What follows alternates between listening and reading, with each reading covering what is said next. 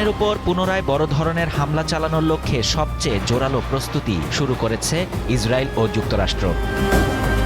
মধ্যপ্রাচ্যের দুই কর্মকর্তার বরাত দিয়ে দ্য নিউ ইয়র্ক টাইমস এক প্রতিবেদনে জানিয়েছে, সবকিছু ঠিক থাকলে আগামী সপ্তাহের মধ্যেই এই অভিযান শুরু হতে পারে।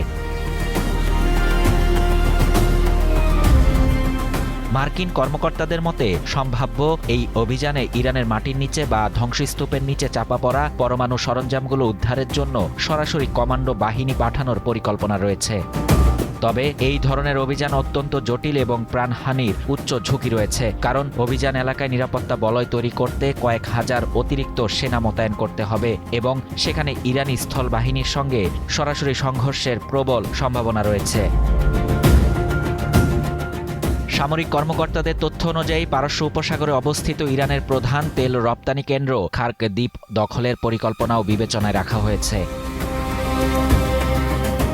এছাড়া অন্য একটি বিকল্প হিসেবে ইরানের সামরিক ও গুরুত্বপূর্ণ অবকাঠামোগুলোতে আগের চেয়ে আরও ভয়াবহ ও নিবিড় বোমাবর্ষণ করার পরিকল্পনাও রয়েছে।